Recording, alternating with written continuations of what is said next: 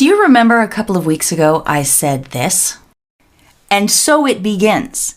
The press has the unenviable task of basically saying, will you disavow this group that wants to bring down corruption and stop child trafficking? Oh, things have happened since then. The tables have kind of turned on them because right now, everybody and their dog, except the leftist media, are disavowing this. It's a movie called Cuties. I don't know if you've heard of it, so let me give you the briefest breakdown of the scenario. There's a French black filmmaker who made this movie. She's calling it a coming-of-age film that examines the hypersexualization of young girls in culture. And as you can see, the American version chose quite a different poster than the French version did. The poster is just the tip of the iceberg. I've seen scenes from this movie and they are pornographic. They are softcore pornographic, and these girls are 11 years old. Ted Cruz, Senator Ted Cruz, Republican, calls for a criminal investigation into Netflix over the film Cuties. He says, these scenes in and of themselves are harmful, and it is likely that the filming of this movie created even more explicit and abusive scenes. So sensible people from whatever political stripe are agreeing and saying that this movie is filth and it's dangerous and damaging. Here's an example of how the public feels. On the Cuties official trailer from Netflix, 1.9 million thumbs downs. However, the usual suspects, the cadre of progressive mouthpieces, are coming out in favor, explicitly in favor of the movie Cuties. And they're using various tactics to try to shame anyone who is against the movie. Let's start here with Alyssa Rosenberg. The freak out about Cuties bothers me more than almost anything I've seen in a decade as a critic. And in this headline from the Washington Post, it actually says, the people freaking out about Cuties should try it. We should try it? We should just watch the soft-core child porn movie to see if we like it. That's the advice of Alyssa Rosenberg. Well, who is she? Alyssa Rosenberg is Matt Gertz's wife. Matt Gertz is a senior fellow at Media Matters for America.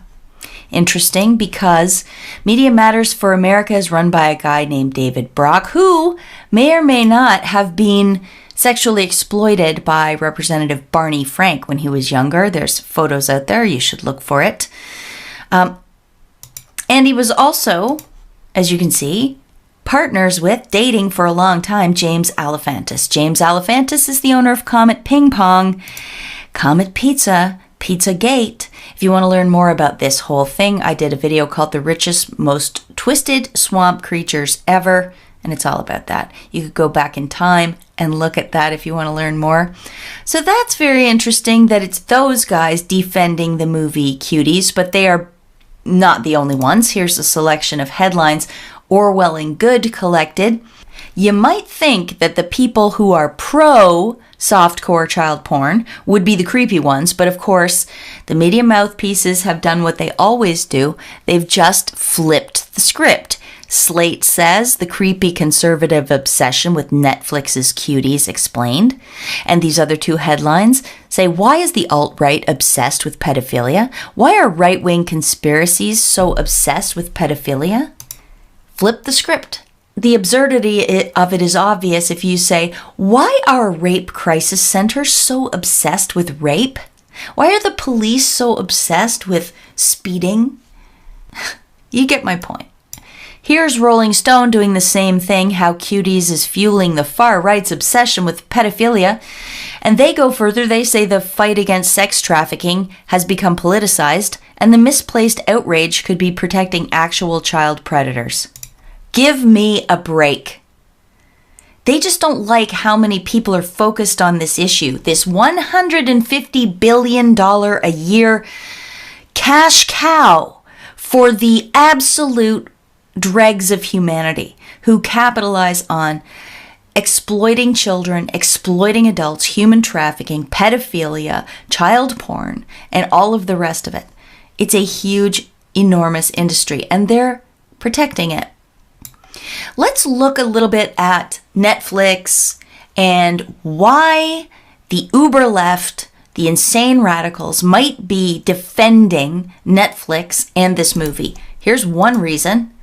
Jesse Lee Peterson tweeted, "The main character in Cuties is an 11-year-old black girl.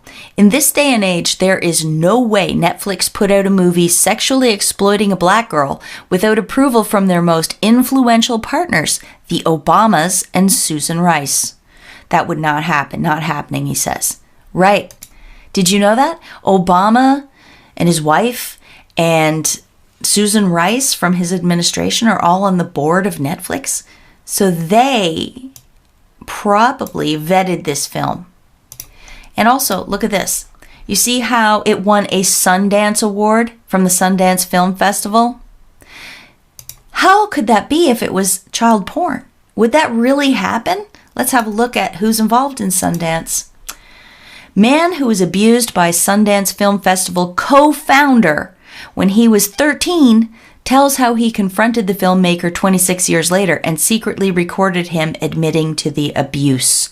This is from the 29th of April, 2019. Sundance Film Festival co-founder charged with sex abuse. Sterling Van Wagenen, Oscar-winning filmmaker and co-founder of the Sundance Film Festival, has been charged with sexually abusing a 9-year-old girl. Salt Lake City, Utah. He's from Utah, by the way. April 11th, 2019. What else can we dig up on Netflix?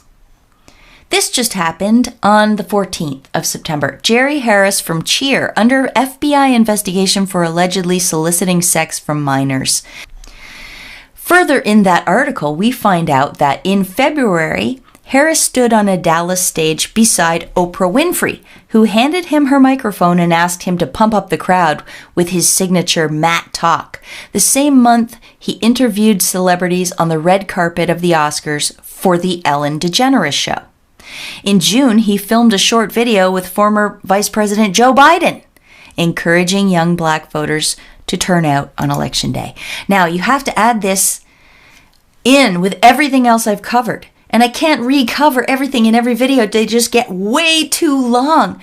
But Joe Biden also partnered with Lady Gaga in a abuse survivors effort, some NGO they started together. Meanwhile, Lady Gaga is sitting there surrounded by children with blood dripping down their faces. She's involved with Marina Abramovich, who did the spirit cooking things. And Ellen DeGeneres just lost her television show for supposedly just for being a horrible, mean bully person. But Ellen DeGeneres has been tied to a lot of these other situations. And Oprah, we don't even need to get started. Oprah is tied to Weinstein. Oprah is tied to John of God in Brazil, where he ran his baby mill, impregnating teenagers. Look, all the same names keep coming up over and over. Now we've got this guy, a Netflix star, who is under FBI investigation for allegedly soliciting sex from minors. There's screen grabs where he blatantly says that he can get them to a place where nobody will find them and they can do things. It's a pretty damning case.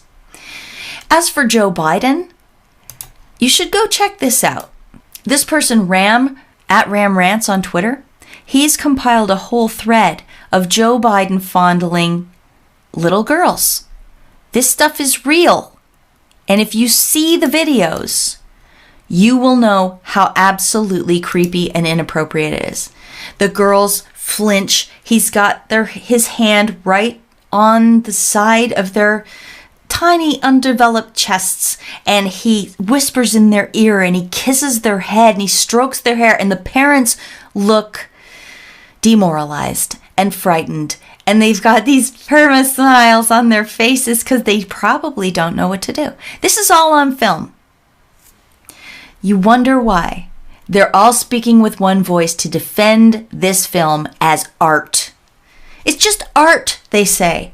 All those lingering crotch shots on these 11-year-old girls where they're touching themselves, that's just art, they tell us. We're rubes. We don't get it. We don't have it in us to appreciate the nuances of this. That's what they're telling us. And FYI, they did the exact same thing with Comet Pizza, Comet Ping Pong, Pizzagate. It's the exact same thing they did there.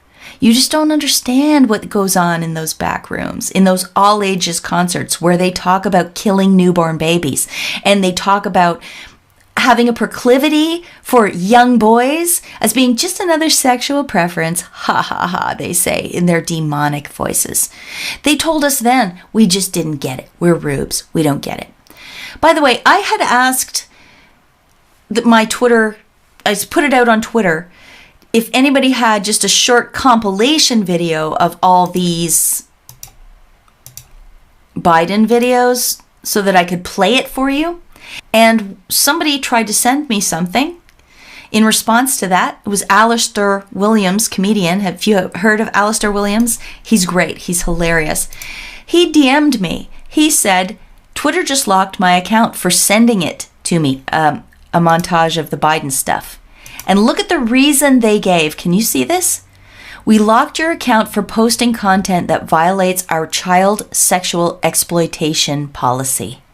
Oh yeah, they lock Alistair Williams' account for sharing what Joe Biden did to those little girls. Whoa. Okay? You can see what's going on here? Can you see what's going on here? That's Joe Biden, candidate for president of the United States. The Democrats are the ones pushing this. However, child sexual exploitation, I want to stress once again, is nonpartisan. I don't care who's doing it. I only care that it stops. But I think it's important to mention this. Right as all of this is happening with cuties in California, Governor Gavin Newsom signs bill changing sex offender law. The law ends discrimination by treating LGBTQ young people the exact same way that straight young people have been treated since 1944. Today, California took yet another step toward an equitable society. You want to know what that's all about? In California, there was a harsh penalty for anyone abusing an underage person if they were doing it in a homosexual relationship. So sodomy. If you sodomize a underage person in California, you used to get a certain stiff penalty for that. But they said that's not fair because the penalty for pedophiles who don't sodomize and who only vaginally penetrate young people is less. So let's lower the standard. Now everybody gets the same lower penalty. Seems to me, if you really cared about children, you would have advocated to raise the penalty for the heterosexual pedophiles to the level of the homosexual pedophiles, right? That's what it seems like to me would be sensible, but no, instead they lowered it for the homosexual pedophiles to be equal in the name of equality. All right, let's move on. Tulsi Gabbard, one of the only Democrats to come out against the movie Cuties. She said, child porn cuties will certainly whet the appetite of pedophiles and help the child sex trafficking trade. 1 in 4 victims of trafficking are children. It happened to my friend's 13-year-old daughter.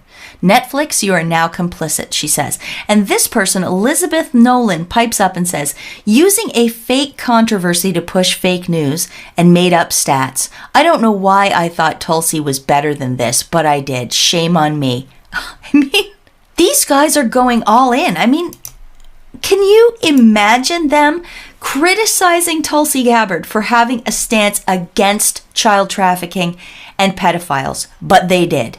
Take note, Elizabeth Nolan here is from Reason magazine. Do you recall where you saw Reason before?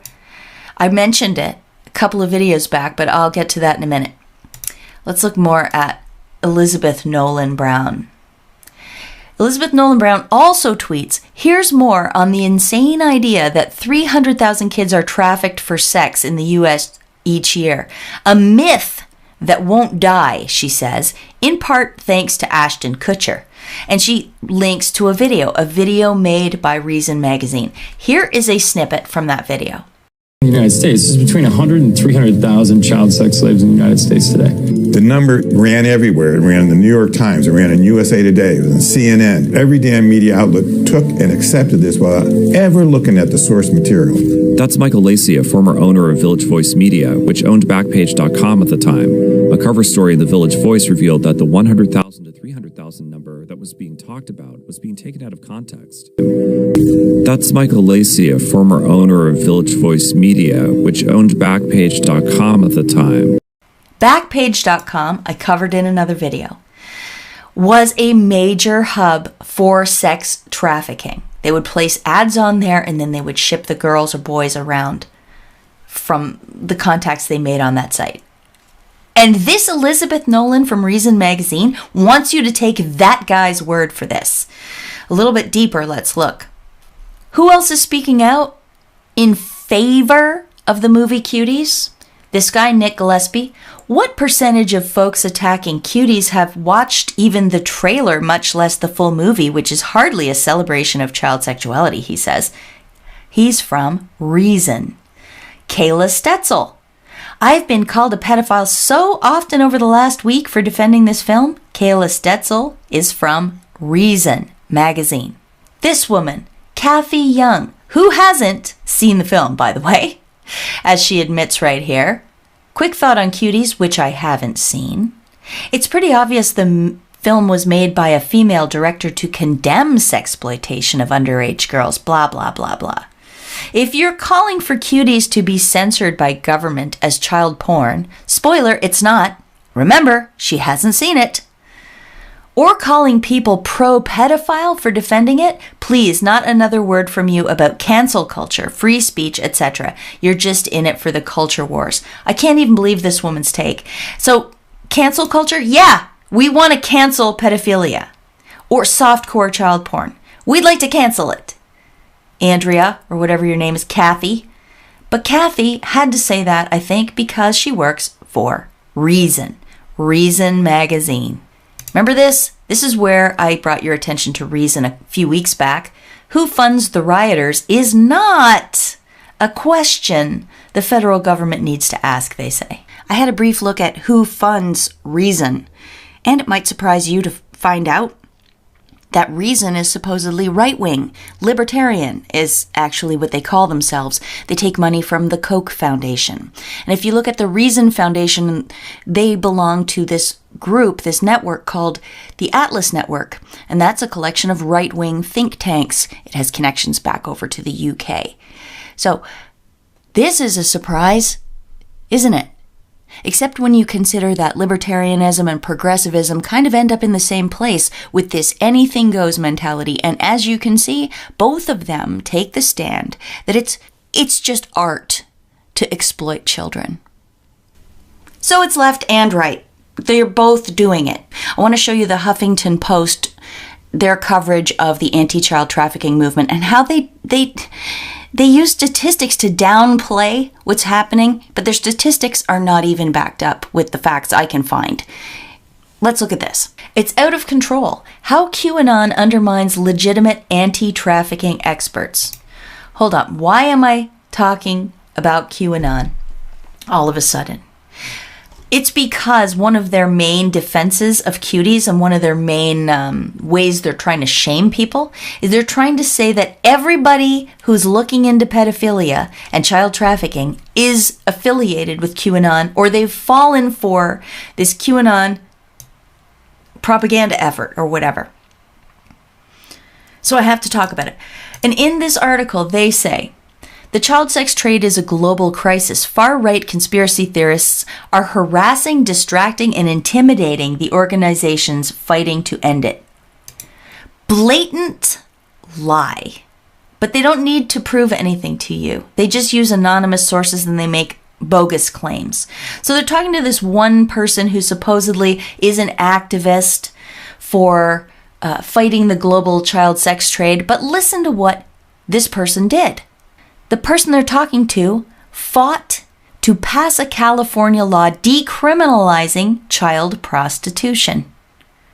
Does not compute, but they are counting on you not to read fully and not to see their depravity. Here's more from that article. In the vast majority of sex trafficking cases involving minors, victims are not kidnapped or held captive, and they typically have existing familial or romantic relationships with their abusers. In the approximately 29,000 cases of missing kids that the National Center for Missing and Exploited Children investigated in 2019, non-family abductions accounted for less than 1%. All those numbers are wrong, but let's just take the familial relationship thing, because this is a huge talking point for them, as I covered a couple of weeks ago when I talked about Kevin Roose making the exact same claim, that it's not very salacious because the kids aren't kidnapped and they're not physically forced into sex. Do you remember Kevin Roose, the dunce, talking about that?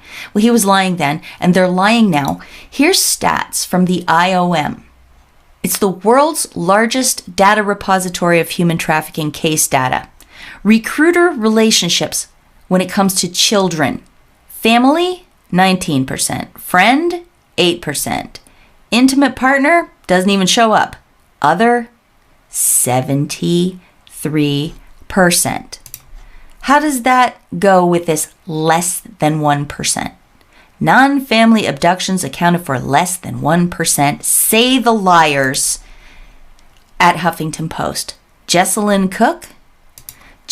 Cook, you are an official pedo cover-upperer, along with Ben Collins, Kevin Roose, Brandy Zadrozny, whatever hell her name is, and all the people I've featured in this video so far. Just so you see it one more time, get a screen grab, share it around. Even in their article about this, even from Polaris Data, which is a very sketchy organization tied to the Clintons, it says almost half of identified cases of child trafficking begin with some family member. So that means more than half don't. More than half begin with a stranger. And their misinformation and propaganda is causing normal people to have the wrong impression. Look at this person, Call Me Daisy. More than 90% of sexually abused kids are abused by people they know, family, neighbors, pastors, and teachers. Pedophiles, look at this. Listen to this disgusting statement. Pedophiles don't generally abuse kids. What? People with sociopathic traits and substance abuse often do. The QAnon hoax pushes this false idea of normalization. It's wrong. No, Daisy, whatever your name was, you're wrong. Huffington Post did another similar article back in February of 2020. You see that the pressure on them, the cover-uppers, it's increasing. More and more articles are coming out bashing people who are looking into child trafficking. They are panicked. The interesting thing I want to point out here is what they originally called this article before they changed the headline. America doesn't need any more awareness about human trafficking.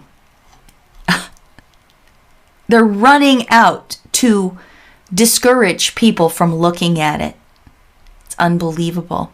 So they try to downplay it, but they're also trying to politicize it at the same time as they're accusing our side of politicizing it.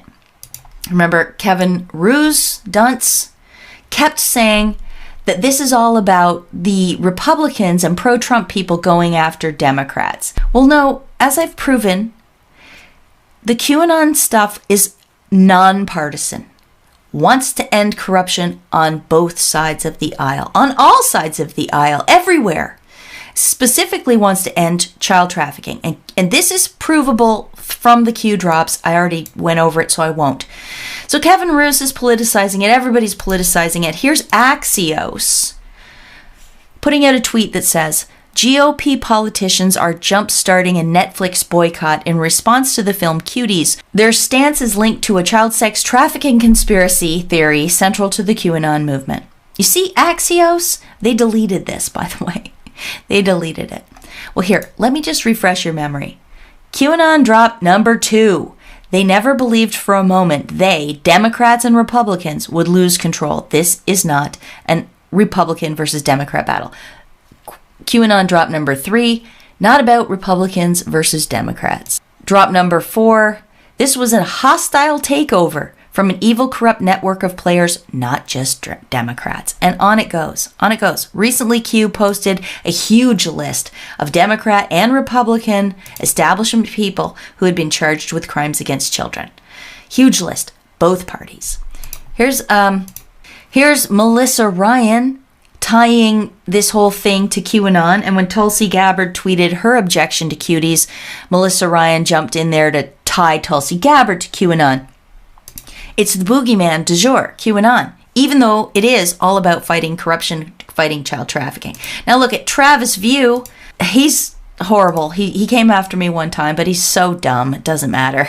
But here he is. Note to all newsrooms, 100% of Save Our Children rallies are actually QAnon rallies. Or really, 100% of everybody. So are you taking note, Democrats? Are you taking note, libertarians? Are you taking note, independents, or people who hate politics altogether?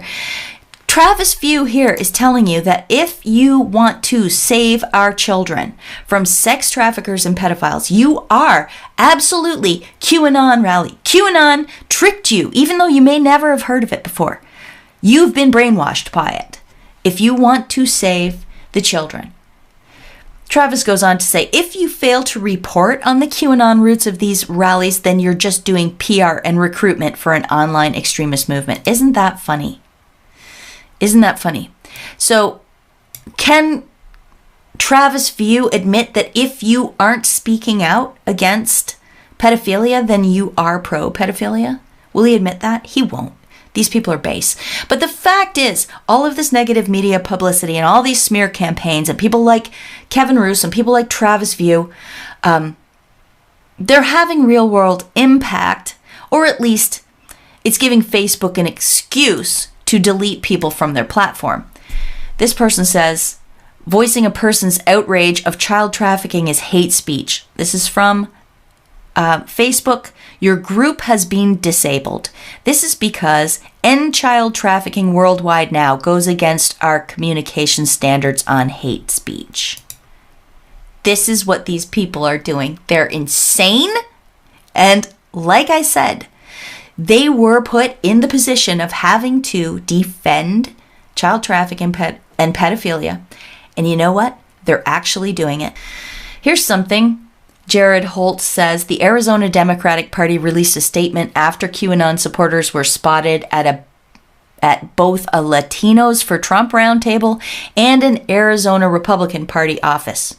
At least one QAnon supporter was spotted at Trump's Latinos for Trump roundtable in Phoenix today.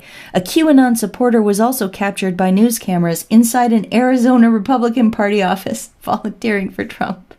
Oh my God. These guys are way more obsessed with and focused on normal people who might be interested in what QAnon is saying than they are about child traffickers.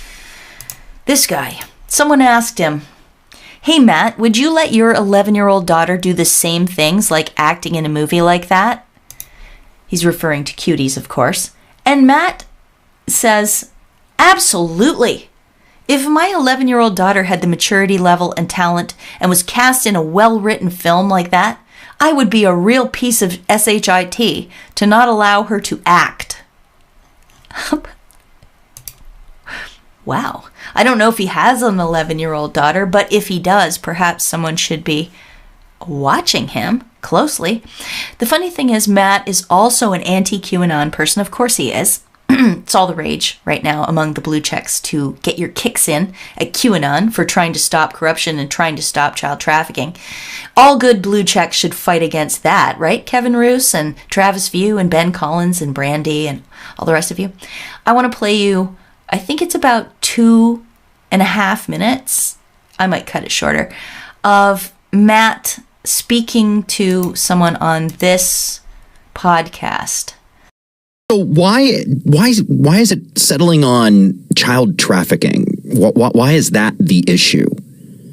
Well, who could possibly support that? It's such an easy thing to be against. Obviously, everyone is against child trafficking. And, what we've been seeing recently, actually, is QAnon is online, especially since the coronavirus pandemic, is that, QAnon first was mainly Donald Trump's most very online supporters, who then would share this information that they got from these QAnon from Q on these forums to a broader online Trump public, like mainstream Trump supporters on Facebook. And with the coronavirus pandemic, with everyone being home, they start hearing from their family or relatives who hear about this stuff from these different Facebook forums, and they start spreading it beyond these Facebook groups. And then everyone's home, bored, they're consuming this stuff, and it sort of wraps in all these different things. You have the Trump supporters who are solely focused on the Donald Trump aspect of Trump taking down his political opponents who are doing these bad things. But then, like I said, since the pandemic, you also have, Facebook moms, middle-aged women who are very protective over their children and hate to hear, these stories of, sexual abuse against children, because obviously, yes, horrible things. But they hear this stuff from QAnon, and they get wrapped up into this world, and there you go. QAnon gains another member and continues to spread throughout the political discourse. And we're talking with Matt Bender of Mashable. I think it shows what they're really concerned about. The movement is growing. It's growing. And it's not just right-wing anymore. That really, really scares them. Let's have a look at some other headlines to prove that. The birth of QAmom. Parenting influencers have embraced sex trafficking conspiracy theories, and it's taking QAnon from the internet into the streets. They're concerned about child trafficking, and they're taking their fight to the streets. That's what really scares them. Also, from this magazine online, Glossy, I love you, my beautiful QAnon, when lifestyle influencers also peddle conspiracy theories. You notice how child trafficking is a conspiracy theory all of a sudden, even though it's reported to be a $150 billion a year business? Which is true. Mother Jones says wellness influencers are spreading QAnon conspiracies about the coronavirus. Yes. The thing is, it's not QAnon. Well, it might be partly, which is great. And QAnon has opened so many eyes all around the world. The powers that be and the people benefiting from all of these scams, whether it's coronavirus, vaccines, child trafficking, the lockdown, the fourth industrial revolution, what else? The Spygate narrative, the anti-Trump stuff. It's all coming together. Because actually it does all link back to the same cabal of globalist oligarchs. They're all in it. How did you think they bought all the media? To tell you that child trafficking is a conspiracy theory. That the idea that somebody might have been spying on the president is a conspiracy theory. The idea that vaccines might cause damage to you is a conspiracy theory. The idea that they really haven't isolated the virus and lockdown is a total sham, that's a conspiracy theory. You see how handy it is for them? And all these things are coming together because there is a great awakening. I just love how they acknowledge that the lockdown has spread these messages and connected people. Mike Bender admitted it, and this chart proves. Look at this. Look at the spike. By the way, I got that graph from Brandney Zadrozny. I can't say her name. Listen to her, by the way. She's reading. Brandy Zadrozny is just so passionate about fighting against QAnon and conspiracy theories that she has to read her segment on Ali Velshi's show. Marc-Andre Argentino is a data scientist, and he studies extremists. He made this chart for me using CrowdTangle, which is a Facebook-owned tool. It shows the activity of hundreds of the largest QAnon groups. Do you see that spike? That's in March, when states began COVID-19 lockdown measures. But it hasn't just grown. QAnon content is reaching a new audience, and in some unexpected places. Anti-vaccination, anti-mask activists have embraced the conspiracy theory. Instagram is riddled with QAnon conspiracies, spread in flashy posts by lifestyle influencers, mommy bloggers, and alternative health pages. And in some 200 cities and towns across the U.S. last month, moms, often with kids in tow, gathered in their main streets, holding signs branded with QAnon messages. Now, after 6 months of rapid growth, Facebook finally took some action, removing some, but not all, of the QAnon groups that were explicitly discussing violence. Twitter made a similar, stronger sweep the week before, and those moves have decreased but not eliminated QAnon activity on the platforms. Ali? All right, so God, she's pathetic, but I do love the panic. I do love that they're trying to say that anybody looking into any of this is a conspiracy theorist. We've won. It's just a matter of them, getting to their last breath. They'll get there because it's all falling apart. The arson story is all falling apart. The corona hoax is falling apart. The global government is being exposed. And child trafficking, their cash cow, their golden ticket. Human trafficking in general. People are waking up. People are realizing it. And this is global. Definitely a global awakening happening right now. And no amount of Ali Velshi fake newsing it up is going to stop it. So what do you do if you've got friends, you've got coworkers, you have neighbors who believe this QAnon stuff? Shannon Foley Martinez is, and I hope you're sitting down for this, an ex-neo-Nazi and a current Yale professor who specifically works to de-radicalize people who've fallen victim to online radicalization. Shannon, thank you for joining us on the show. Sure. I'm not a Yale professor. I'm a consultant at Peril at American University, just to clear that out. So you're accusing me of disinformation already. I'm 30 minutes into the show, and I've already provided disinformation. Oh, Ali, you're so funny. You're so funny and phony with your phony fake guests. Ali Velshi is a subject for another day. So let's wrap this up. I just want to remind everybody that Cuties is exploitation of young children, 11-year-old children. It is softcore child porn. And we've got all kinds of people coming out to defend it. These people are either employed by or are themselves the usual suspects. The public hates it, as these thumbs downs show. Some lawmakers are looking into it as a criminal act.